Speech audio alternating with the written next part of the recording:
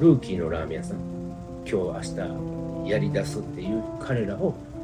いかに行列にするか、金看板にするかっていうのが僕らのミッションかなって思ってます。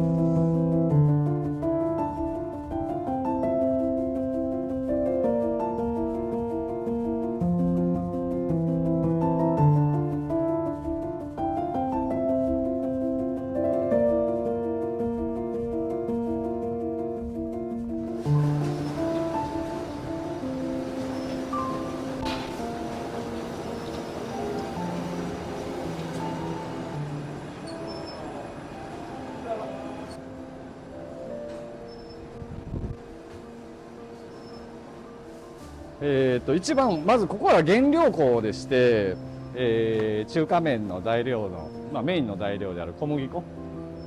がたくさん置いてあります。そうですね、種類で言うたら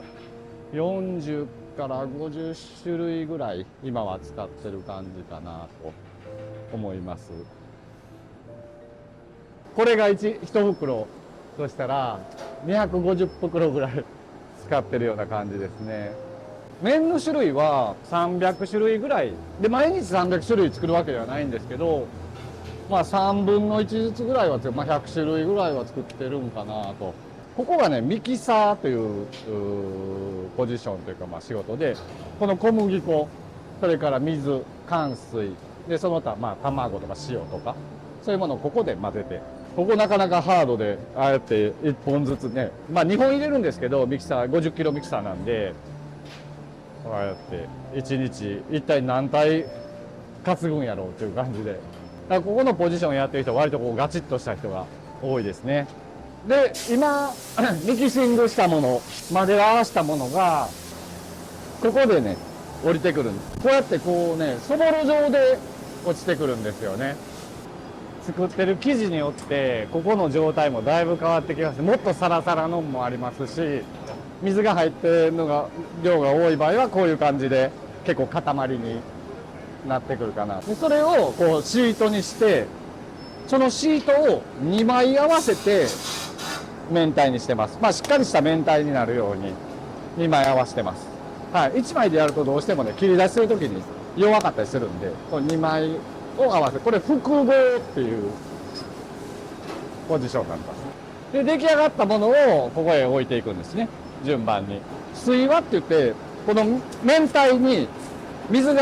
水分が行き渡るようにちょっとしばらく置きます。しばらく言うても、15分とか、長くても30分ぐらい。あんまり置くと今度こうだれてしまうんですね、これで3つのラインでそれぞれ切り出していく。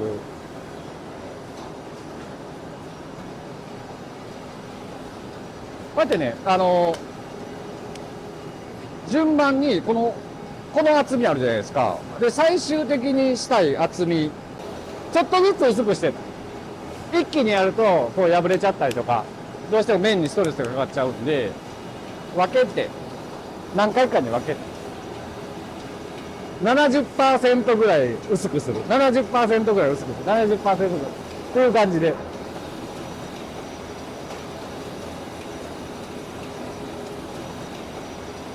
高圧で、こう2枚重なっていくじゃないですか。あの後はもう重ねるっていう工程はない。たまにあるんです。だから2枚を1枚にして、その2枚のやつともう一回戻して4枚とか。はい。もともとね、僕らはこのずっとこう一連に流れていくっていう設定でやってますけど、特に自家製麺なんかでやっておられる方はロールが1対しかないっていうところがあって、そういうところは1回通してここで巻き取って、でまたこのロールの幅を狭めて、もう一回ここからってこういう何回もこうやっていくんですよ。って言われます、はい。だからそれがすごい時間がかかるんでって言って、うちはロールガンガンってやって、そのビビビビっていくようにしてるんですけど、はい。だからそこの工程において、いわゆる2枚重ねにするということは、腰とか歯触りの向上が意図目的なんですけど、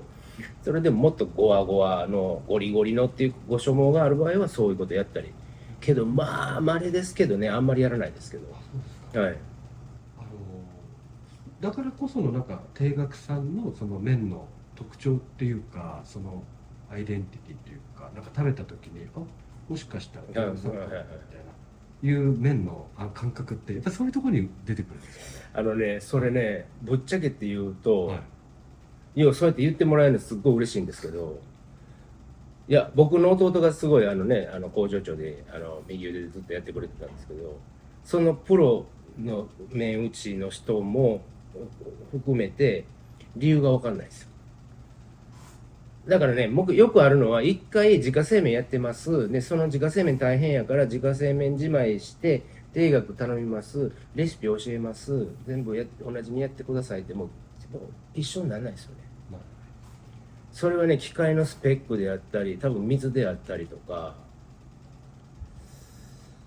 難しいんですよね。だからもう僕らオーダーメイドって言って胸張って言ってますけど、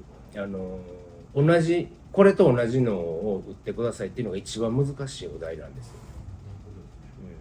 だからこれと同じ麺っていうんやったら、もうそっちで買ってくださいっていうのがもうベストアンサーなんです。なるほどです、はい、ここにあるからこそのらしさ。そうですよね。多分そうしかもうなんか定額っぽいねとか、お前のとこの麺よう分かるわとか言ってくれる人多いんですけど、インバーターつけていわゆる、回転速度の調整したりとか、ブラックロールっていうロールとかはこだわってるんですけど、そのロールのその質で、うちはブラックロールっていうのを使ってるんですけども、そこはブラックロールっていうのは要は刀のように鍛えた金属を使ってるんですよ。鉄なので、夏は膨張するんですよ。冬は縮むんですよ。だからこのいわゆる厚みがこうあれするんですよね。でもブラックロールにするとその歪みが比較的少ないんですよ。だから年中同じ品質で作りやすいっていう。そういうだからね、普通のロールの鉄のロールの多分 4,5 倍するんですよ、値段が。ほんであれ1個じゃないでしょ。恐ろしいいっぱいあるでしょ。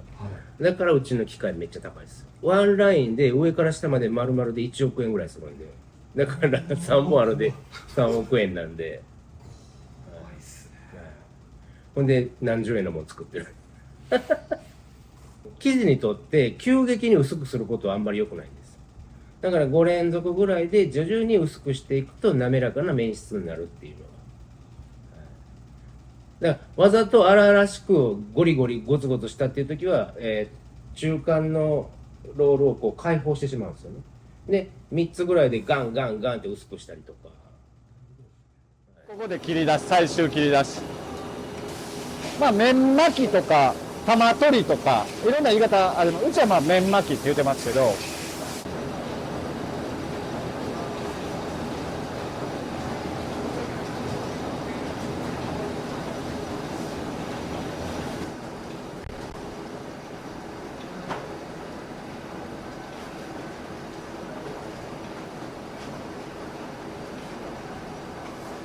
これがまあ1号ラインで手巻きのライン、まあまさに文字通り手で巻いてますんで手巻きのラインですね。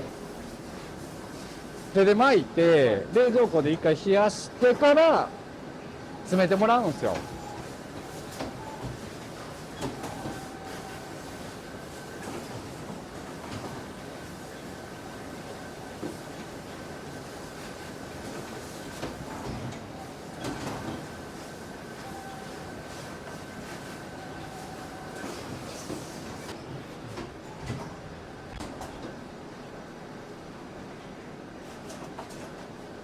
空気をある程度抜くんですよね。で、こう今空気をちょっと今抜いて、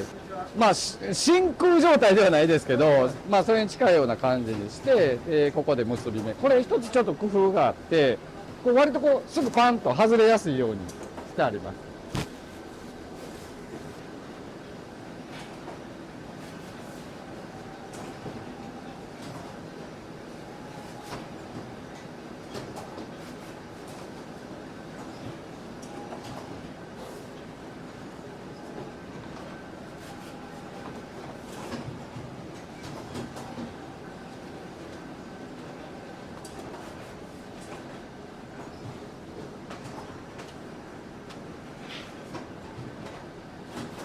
これ切れ葉なんですけど、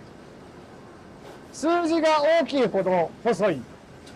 20番っていうのは3センチの中に20本面ができますよ。これでしたら3センチの中に22本できますよ。という切れ葉。まあ、これも、いろんなご要望に応える中で、どんどん増やしていったって感じですね。50種類ぐらいあるみたいですよ。もうちょっとあるかもしれないですね。はい。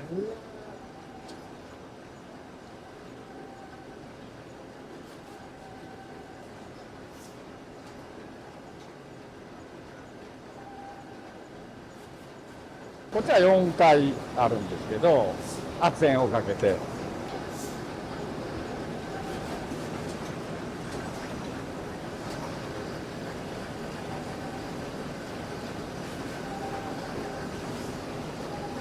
ここで最終切り出しですね。ちょっと変わった麺今作ってます。もみ、手もみ風、機械で揉んでるんですけど、手で実際にこう揉んでるわけじゃないんですけど、もみをつけてるっていう感じですね。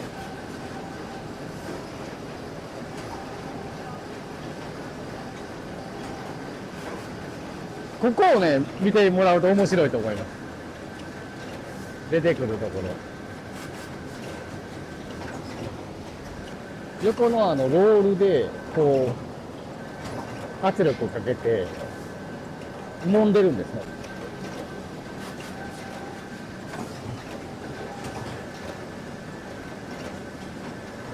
実際にお店で使われる場合に、さらにこれを揉んでもらったら、よりこう、なんていうんですか、雰囲気出るとは思うんですよね。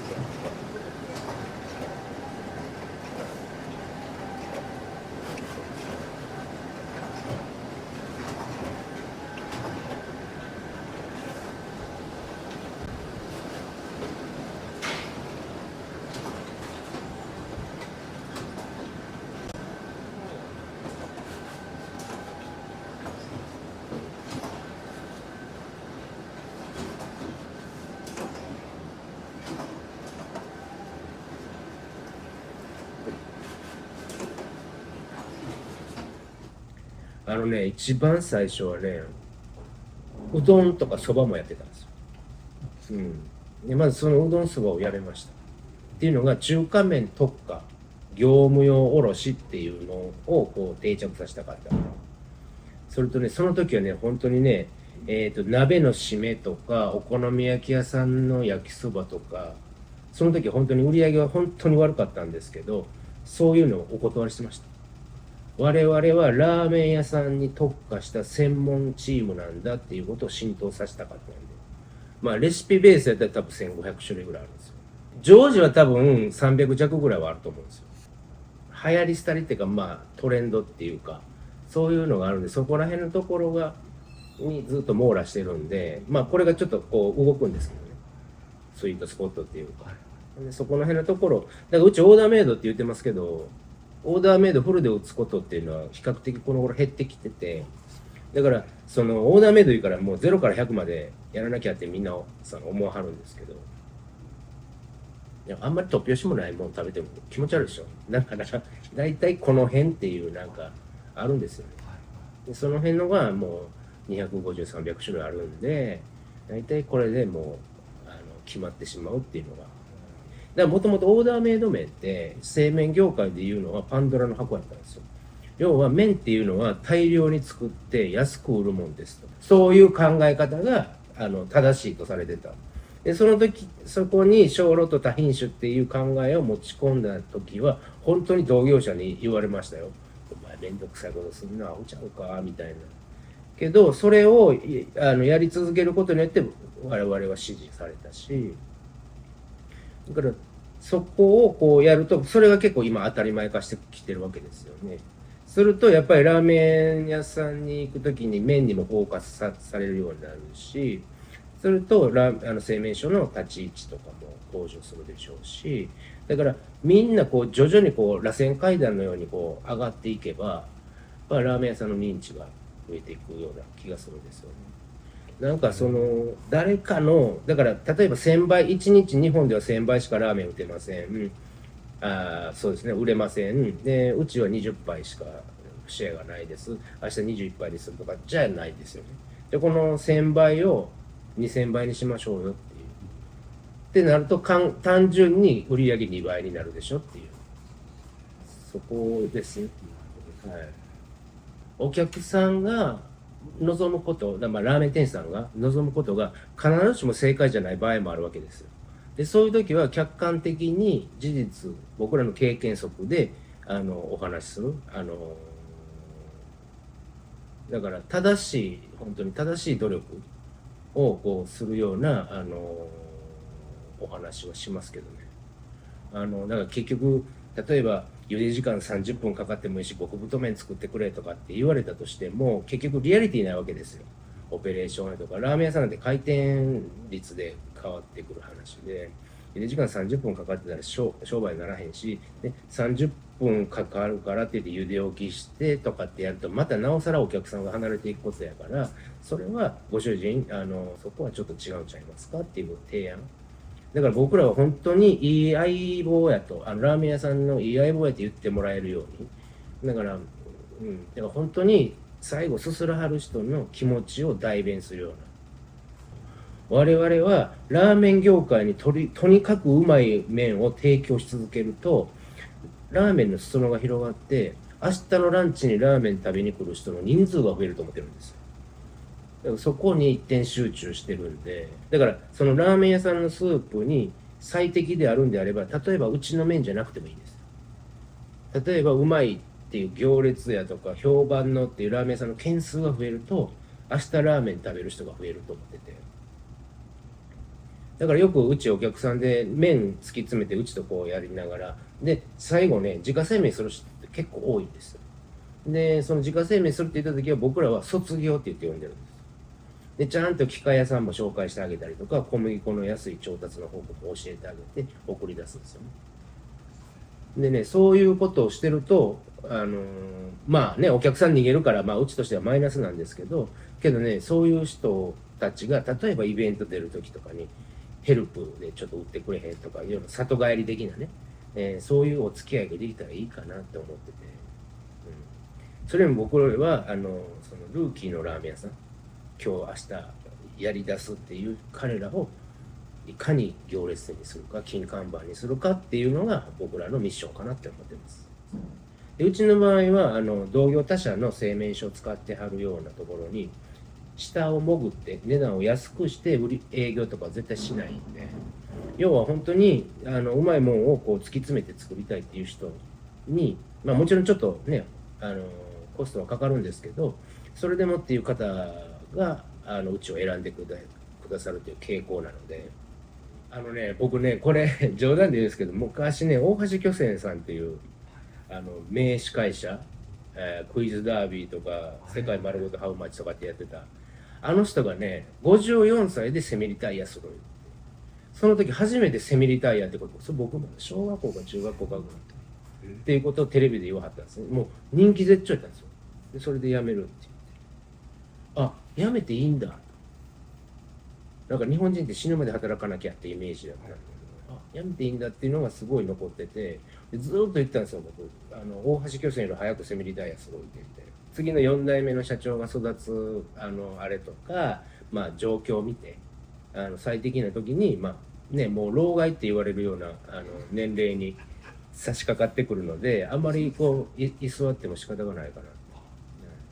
季節今僕51です。あそうですか。はい、だからラーメンっていうのはもう本当に若い人がメインターゲットの食べ物で、だからそこに僕の古い考え方とか、もうそれこそ今ラーメンの業界もすごいいろんなことが変わっていってて、 Z 世代が選ぶラーメン屋さんと僕らみたいなおじさんが選ぶラーメン屋さんがもう2階層に分かれてたりとかする状況の中で、正直こっちのラーメン屋さんをマネジメントできるって言ったら自信もないし、そうやったら若い世代のものにそっちを任していくような形の方が、だから僕は常に定額の最適解、定額っていうもので、僕が3代目なんで、よく京都の会社って十何代とかなんかあるでしょう。でそういう社長さんがもう共通して言わはる言葉が、私はこの会社の助けを預かってるだけですっていう言い方するんですよ。で僕も